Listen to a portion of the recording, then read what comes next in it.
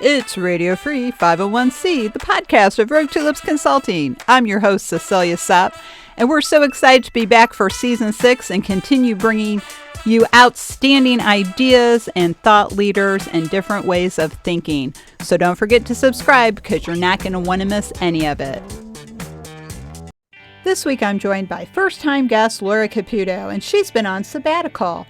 She's with Laura Consulting, and she's here to talk about her sabbatical journey, Unplug and Flourish. It's September 16th, 2024. Welcome to episode 254. Hey everybody, it's Monday, September 16th, and that means it's time for another episode of Radio Free 501c, brought to you by Rogue Tulips Consulting. I'm your host, Cecilia Sepp. I'm the principal and founder of Rogue Tulips, and I'm also a CAE and an ACNP, and I can't tell you how happy we are that you're here with us this week to discuss the sabbatical journey, Unplug and Flourish. But before we dive into our topic and I introduce our guest, I would like to say good morning, good afternoon, or good evening to our global audience. And thanks again to everyone for joining us. If you haven't followed us or subscribed to our feed yet, please take a moment and do that when you have time, because you don't want to miss any of these great conversations we have coming up. This week, we have another first-time guest, which I'm always excited about, Laura Caputo.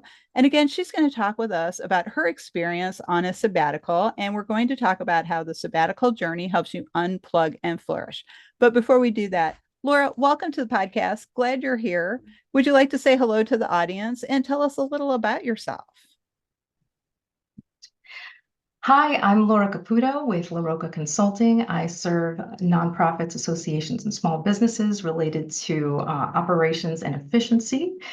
During this sabbatical, and we'll talk more about this later, I've also been able to expand some of my offerings related to social media, marketing, websites. You'll hear lots of fun things. And most recently, before this, I was the interim executive director at the Romance Writers of America.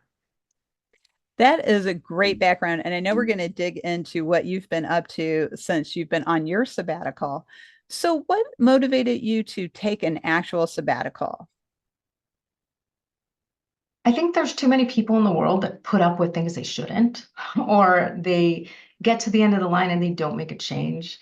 Prior to working in the association industry, I was an attorney. I filed over 2,000 individual bankruptcy cases, and bankruptcy can be very heavy. So at a young age, I learned, life is short, and you have to do things to make change, and sometimes those changes can be big, sometimes those can be small. So my choice to leave my situation and do something different was motivated by that. I realized that you have to be happy, you have to be doing things that fill your cup. And I'm fortunate that I have a partner, my husband, that supports me in doing that, because he doesn't want to be at home with a miserable wife either. So yeah, we want to be happy. And so that's like number one, that's why I did it. Oh, that's a great motivation. I don't think enough of us think about living as opposed to working. I don't like the term work-life balance, just because you only have one life and work is part of that life. But I think we do tend to separate those two things, and we tend to prioritize working over living. And I agree with you 100% as a person who has been a solopreneur for the second time since 2018. You kind of got to do your own thing and find your own way. And then that evolves. So while I did not take an actual sabbatical, I did do project work before I started this company. So it wasn't really a sabbatical. So when you decided, yeah, I'm going to stop, I'm going to take some time, did you actually form in your head the thought, I'm taking a sabbatical and I'm going to take it for so many months?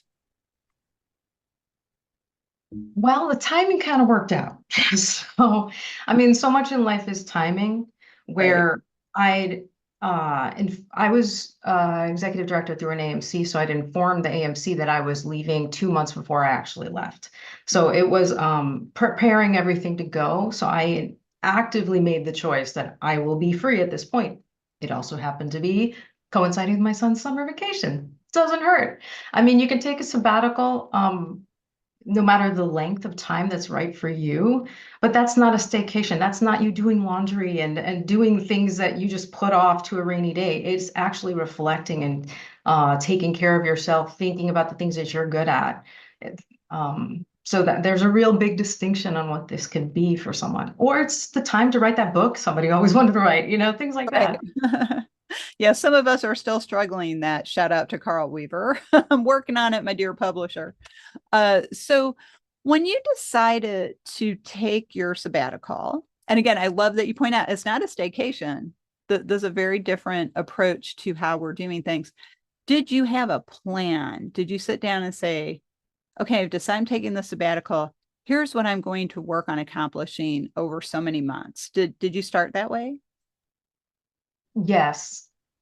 The Everybody talks about wellness and self-care, but they don't do it consistently. And there's so much, with building habits and making a point to always do these things, that people start and let go of. Just like you start the new year, you start a workout and you give up by February, things like that.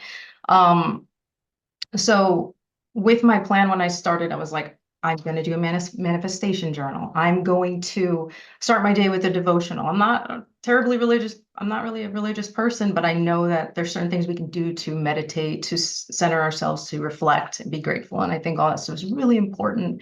Um, if you can take that time to do these things, it absolutely changes your perspective. Also, when it comes to artificial intelligence, I'm a little obsessed with it. So I said, this time I'm going to spend and learn as much as I can, because you can be working a job full time and not be able to really dive in and take certifications and courses. I know for a fact that this time in this world is we are in a rapid changing point in this world, especially related to AI. So I got a certification over the summer. I'm still taking courses. I'm doing all types of different activities to continue to learn of what's going on. I actually read something that said if we stopped today, all like everything related to AI as far as studying and growing, it would still take us another 5 or 10 years to catch up to everything we've already done just in like the year and a half since ChatGPT went open to public users. Wow. So, I'm a person who is AI skeptical. I'll be upfront about that. It's part of the world. It has been for a long time, well before we even knew it. I am personally, though, not against it for research purposes. I'm not a fan of generative AI because I don't think it is creative. That's another topic for another day. Have to have you back to talk about AI. But I do find that it's starting to get in the way of me doing things because it's been inserted in so many different things, like my calorie counting app. It's like popping up, and I'm saying I'm just trying to enter my meal. I don't need you popping up and getting in the way.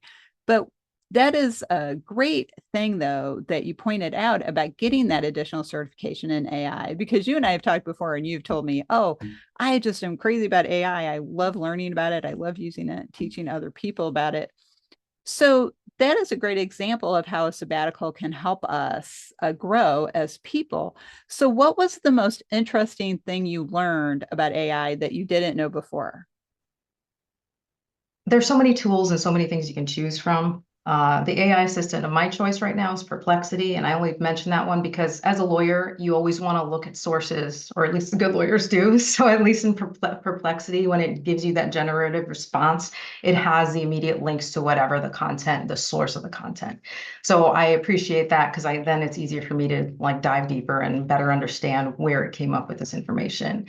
But otherwise, I've had too much fun with like the video and picture functions. A funny thing that happened, I was at that FSAE conference and talking about AI just casually at like one of the welcome receptions.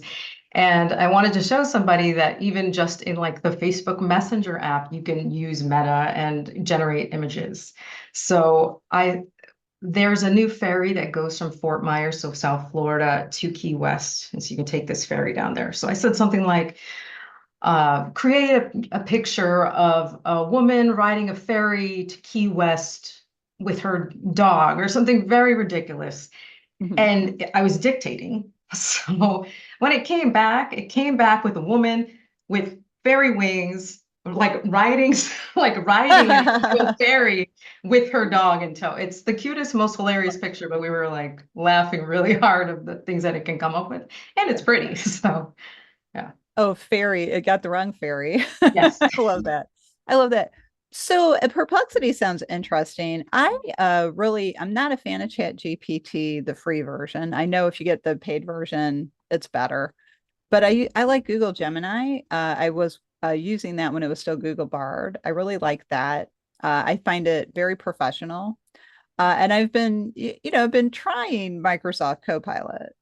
And this somebody informed me, well, you can set it for how it's going to interact with you, but it's set initially to friendly and fun. So I like it because it's friendly and fun. Like I was testing it because I was testing Gemini, Chat GPT, Mhm. and Copilot to see how they would all answer the same question, which is why should people listen to radio? Or I'm sorry, I think the question was actually, what is Radio Free 501c podcast?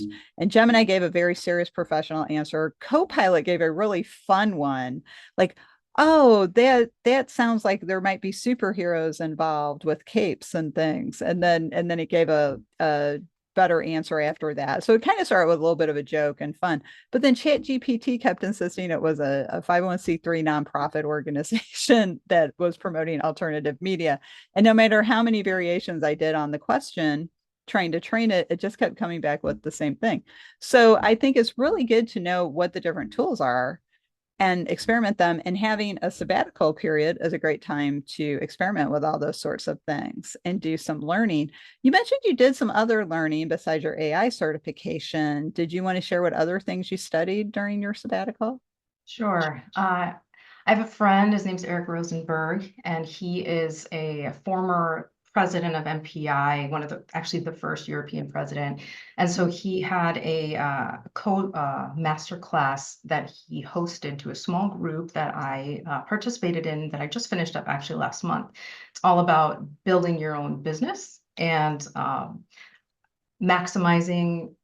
I don't want to tell too much in the sense that like you should people should check it out. It's a really fantastic program. But it inspired me not only in the sense that it reminded me of all the things I know that I've learned in business and how to maximize and hire the right team and delegate and all those different things. Um, it reminded me that I know these things, and it also kind of gave additional clarity for the possibility of really having my own business, which I never would have considered because when you're going through the process of working at different companies for people, you think that's what you have to do, and it's just pulling away from that and thinking why Yeah. why do I have to do that? So I'm appreciative of learning that, of being a part of that process, and just maybe even getting more confidence and faith in myself that I absolutely have very useful knowledge that I should be taking advantage of. Yeah.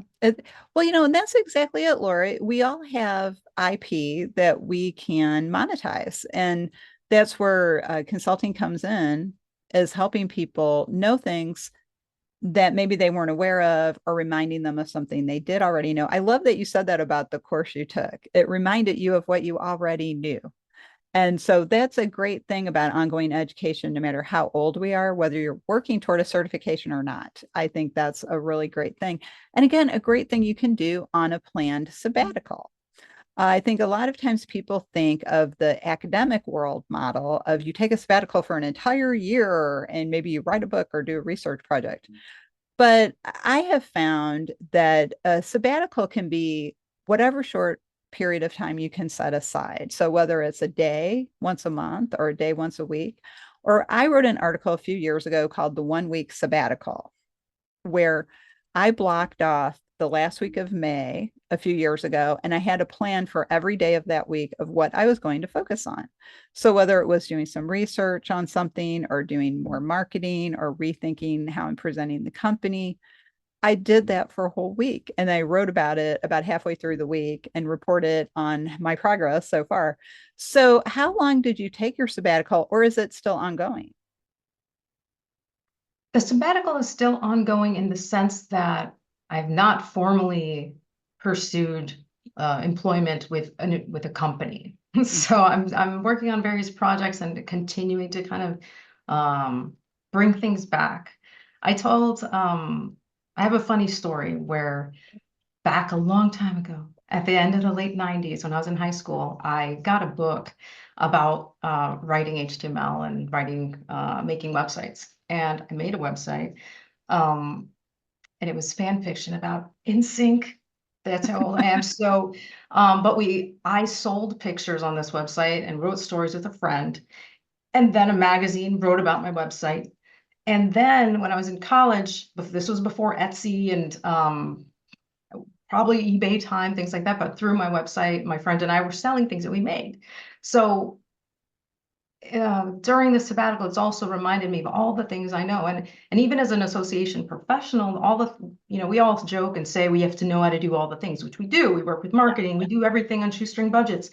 Um, my husband has a YouTube channel in technology, and I have started consulting him. Finally, after more than 5 years, he's been doing it. I never helped him on it. He's so happy. I'm finding him sponsorships and learning more about influencer marketing, which I hadn't had to do before, just being in association. So I know about all these influencer marketplaces, and all the way they do campaigns. So it's a lot of things that in the world that we're in now, it's useful knowledge. And I don't want to be pigeonholed. Why should we be? I also discovered this thing called the generalist world. It's another resource or website for people that I bet a lot of association people might identify with it. Is that they talk about jack of all trades negatively, like it's shallow, like in your expertise, but no, you are good at a lot of things, genuinely good. You could have a job in whatever of those verticals, a full out job, not just a little supervisor thing. So generalists are people that are legitimately good at a lot of different things. And I am one of those people too. Yes, I agree with you. I am very much a generalist because early in my association career, I was a chapter relations director.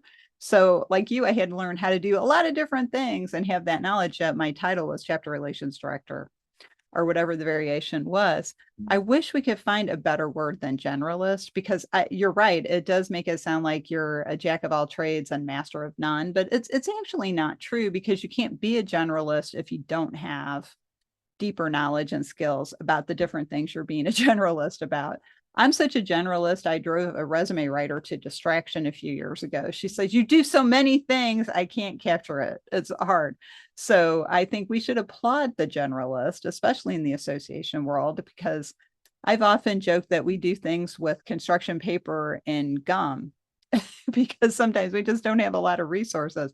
So you have to be creative and imaginative and actually have a lot of knowledge to make that work. So bringing it back to the sabbatical topic, what is advice you would have for someone who is considering a sabbatical of any length?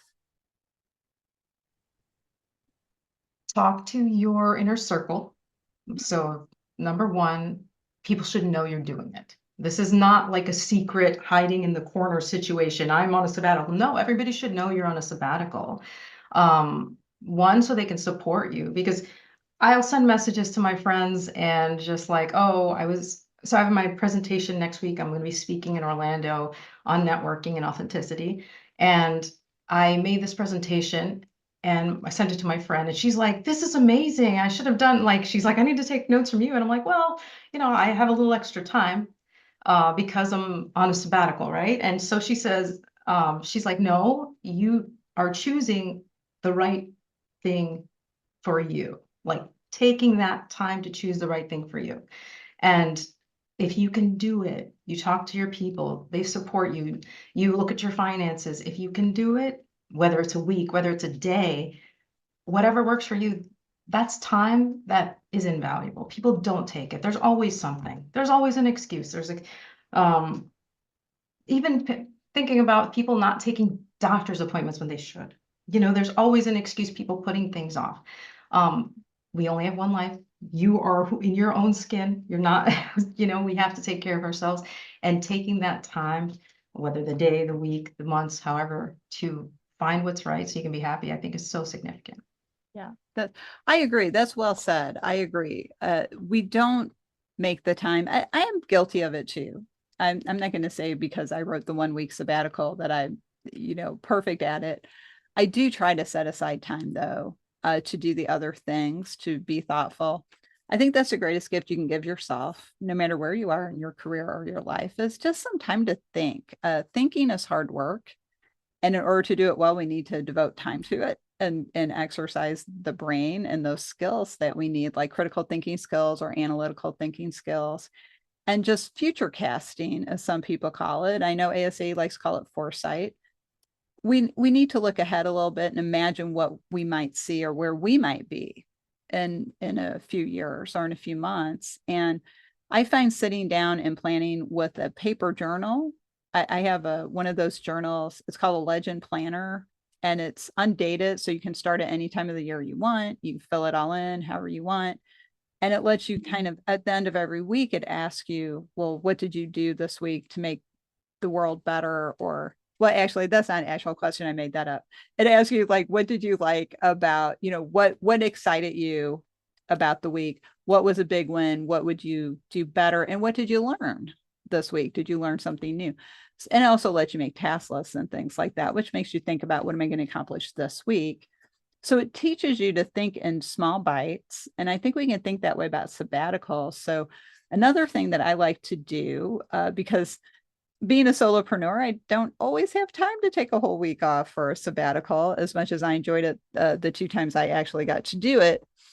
I have adapted that to be quiet work days. So if I'm looking ahead to the next week and I see I have no appointments that day, I immediately block the day off. And I label it on my calendar quiet work day. And I don't make appointments on those days unless I really have to. So I protect that time. And that's the time I sit and I write, or I do videos, or I think about, how am I going to develop my education program differently? Or, how much longer do I want to be a solopreneur? You have to ask yourself that question, because I know a lot of us say, I want to have my own business. I want to work for myself. And it's great. I love it. It's the second time I've done it, but it's not for the faint of heart. Uh, some people, you see them and it seems like their business just took off overnight. Like, they're adding staff, they're big, they have tons of clients. That doesn't happen for everybody. So you have to, have that patience of building it up and the fortitude for the times where it's slow. And so that's where taking a sabbatical, I think, can help you as a solopreneur put things in perspective, because we also have to ask ourselves, and a sabbatical is a great time to do it. How am I measuring success? Am I measuring it by money? Am I measuring it by social media hits? Am I measuring it by how satisfied I am with my life? And I think we all need to ask those questions. So, Laura, when you were doing your sabbatical or starting your sabbatical, did you have a list of questions that you were asking yourself? Like you, I have a kind of journal like that. So the questions I would say was first, am I okay? Because part of the things of building up before I made that decision, I'd gone through a major health issue in the fall of 2023. So I never took time to manage through that. So I just worked. So, and a lot of people do that. They're like, I'm dealing with this horrible thing. I'm just going to work.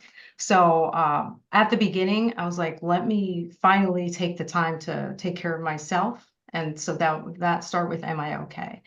I mean, there's too many people in the world, again, that they don't take that time for themselves when they go through things. So I did that. And the having that vision, and like, that's why manifestation is part of my journal, of just visualizing outcomes, I think is so significant. And the program that I did in the business program, one of the very first things you have to plan for is imagining your 10-year vision of where do you see yourself in 10 years. And we're talking with very visual imagery. I'm on a beach and it's windy, like that kind of, you want to visualize, where am I? And it's such a powerful exercise, because we think, oh, where do I want to be in 2 years, and 3 years, and 5 years? Do people do that? I mean, in job interviews, I think they do, but I don't think that everybody does it realistically. And also just the socializing aspect of it, because then it creates an accountability factor where this is what I imagined, and letting other people hear about it, it gives you some accountability to be like, okay, I want to make this vision real. And how you do that in your, just on a weekly basis, or that is so important. So the questions I ask myself, those are some of the questions that I set myself up for. It's taking care of myself and then beginning to really think in the longer term of where I want to go in the big picture. Um, we don't let ourselves do it enough. Yeah. That's true. That's true. We live in a very work-oriented culture in the United States. And so that's why most Americans don't even take their vacation. It builds up to the point where a lot of people lose their vacation or their boss has to force them to take vacation because we don't think about all of the good things that come out of taking time off. It's not just getting away from work, it's that time to just unwind, think about things differently, enjoy the world in a different way, actually enjoy the world. I don't think a lot of us get to enjoy the world. And I used to travel a lot more when I was younger. And so whenever I would go to Europe, different European cities, I would notice that they actually enjoyed the world around them. So they were in cafes or they were walking through parks or going to the museum. And a lot of Americans will tell you, I only do that stuff when I have company. I don't enjoy my own city. And that was something I always liked about traveling to Europe is they enjoy their own city. They're like, well, we have cool things to do here. Let's go do that. Let's take that time. And then of course they get 6 weeks of vacation in Europe and they take it. And some people they take the whole 6 weeks at once. I mean, I can't even imagine that. I don't take more than like 2 weeks vacation. And I enjoy that. But I really do like to work. I get a lot of enjoyment out of working, whether it's paid work or unpaid work. So I really enjoy it. And so at about that 2 week mark, I'm about ready to get back to work. I'm like, oh, I'm thinking about work. I'm because after 2 weeks, I'm re-energized and my mind is rested and I have new ideas and I haven't been sitting at my desk all day, tied to the laptop. So I think that's a big important point. And to your point about working through your health issue, and then taking the sabbatical and saying, hey, am I okay at this point? Did I process those emotions? I can relate to that because when I broke my leg this summer, I kept working because I had to at that point. I had 2 clients and I had to do the work. There was no one else who could help me with it. But then I was like, okay, I'm not taking any more clients until I'm better. But then I still just dove right back into doing podcast every week, doing my newsletter every week, doing those things. And I got slowly back into my volunteer work because recovery takes a long time. So I think a sabbatical is a great time to say to yourself, who am I now that I've been through this experience?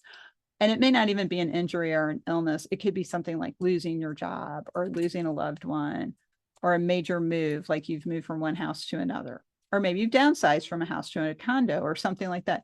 We don't take that time to process the impact on us. And again, that's a great reason to take a sabbatical because we can process all these emotions, how they impacted us. Did we have trauma from it? Because we get all kinds of trauma from all kinds of different things. So I can tell you having an injury, you do have emotional, mental, and physical trauma because you're not the same person during the recovery process. So taking that time to ask ourselves these questions and really do take care of ourselves. You mentioned you spent some time on self-care. What were some of the things you made a point of doing to care for Laura and make Laura feel better? I have a friend who I met. So I'm very active in the Florida Society of Association Executives. And I met her during this really cool session they do called Think Tank. And 2 years, maybe 2 or 3 years ago, it was right when things were opening up during the pandemic, like or mid-pandemic in Florida, because we are crazy in Florida and opened very early.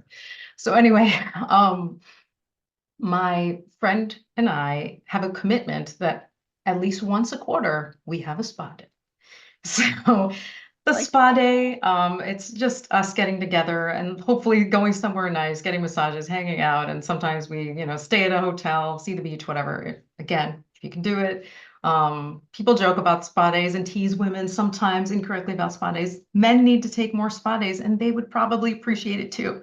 So that is one thing I try to do, especially so many things in life are anticipation. It's like studies on anticipation of for a vacation is actually better for your health than the actual vacation. So looking forward to that spa day, planning that little spa day is something that I did for my self-care. And, Then, oh, one thing you mentioned earlier, as far as saying you recharge after 2 weeks, there's studies that say 11 days is actually the perfect length of a vacation. So you're right in that window. Um, and I recently took an 11-day vacation. We went to Scandinavia, way too short. I could probably live there.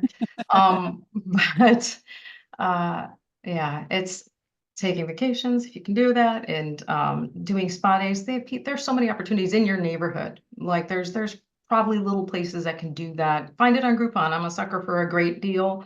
You can always get a good deal on like a massage on Groupon. You got to do these things, release that tension, especially all these people we're at desks all the time. Sitting is a disease. So do Yeah, everything you can to make your body feel good. Because again, if you're going to keep working, you've got to feel good. that's right. That's right. And making your work environment comfortable. Like I have a standing desk. If people are watching this podcast episode, you may have seen me moving up and down, for back comfort. So making that part of your day comfortable too is important. Doing that. One of the fun things I like to do to recharge is go to the Folger concert series at the Folger Shakespeare Library. It's very rejuvenating to me, and it reminds me of all the beauty in the world.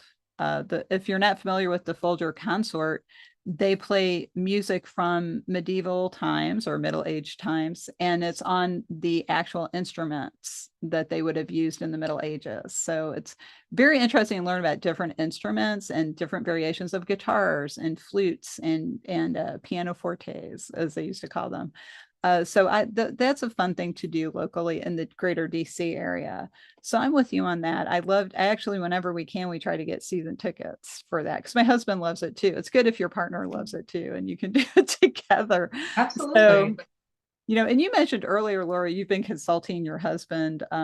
That's a hazard of being a consultant with somebody who's got a side gig or a full-time job, because I'm always consulting my husband on association management issues because he is the president of the National Taxpayers Union, which isn't quite an association, but they do have member support in some areas. But yeah, I'm always giving him free advice. Although one time he did pay me with a Kit Kat bar for doing a presentation for his staff. So I did get something out of it. So it's fun though. It's fun to be able to work with your husband on a common interest like that. So that's really fun. So this has been a really great conversation on sabbaticals, and I would definitely love to have you come back and talk about artificial intelligence because you're very pro supportive AI, and I would love to hear a very strong opinion on that at some point in the future. But I always like to ask my guest, what is the one thought you would like the audience to take away today? And if they wanted to get in touch with you, what would be the best way to get in touch with you, whether that's email or LinkedIn, or if you have a website? The one thing I want people to take away from this is we only have one life. So if you have the opportunity to take whatever it is that is right for you, whether long weekend, a week, a month, to center yourself, to reflect on all the great things that you do, um, that can be so powerful and confidence building and energizing. And why shouldn't we want to do that for ourselves? We do so much for others, especially people in nonprofits. Our whole reason is to do for others and improve the world and make everything better for our members. So do something for you. And a funny thing, this is a tangent, but it's funny, so you're going to hear it. In high school, I got suspended for writing on the wall. All right. It was considered vandalism. I'm a straight A student. So, in order to shorten the suspension, I was sent to counseling. The counselor said, "You're a great kid. Let's get over this and get to, something important." And the one thing he told me that has stuck with me since I was a kid was that it's okay to be a little selfish. So, because so many of us were people pleasers, I'll do whatever you want, like I'll do it. It's okay to be a little selfish. It's okay to put yourself first. And for me as a woman and culturally as a Latina, it's Hispanic Heritage Month, I gotta throw it in there. Um, it's okay to say no, to have boundaries, and to take time for yourself. So if there's the one thing that is what I'd like to leave everybody with. And as far as where to get in touch with me, I'm very active on LinkedIn. Please connect with me. I have a great network. And I post some fun stuff. So please find me on LinkedIn. It's Laura Raquel Caputo, my middle name, because there's too many Laura Caputos out there. So Laura Raquel. Okay, I didn't realize that. Could you spell your middle name so we make sure we find you? Yes, it's so normal Laura, Laura, Raquel, Raquel, Caputo, Caputo. There's no other one than me. Oh, that's wonderful. Well, thank you so much, Laura. It's been a great conversation about sabbaticals. Thank you so much, Cecilia. This has been fun. It has. And I look forward to having you back on AI. I think that'll be fun. So, but unfortunately, we have to go rogue for now, but we'll be back next time with another exciting episode. So again, gentle reminder, if you haven't followed or subscribed to Radio Free 501c, please do so at your earliest convenience. If you'd like to learn more about Rogue Tulips Consulting and how we can help your organization bloom outside the box, check out our website, roguetulips.com. I'm always open to have conversations to see if we can work together. Always happy to make referrals too if I'm not the right person to help you out. So let's talk. If you're interested in education for the CAE exam or for CAE renewal credits, or you're just a curious sort like myself and want to learn more about nonprofit management, check out our education program, Rogue Tulips Education, which you can also find on the website on our education page. So thanks everyone for joining us. And on behalf of Laura and myself, we'll see you next time.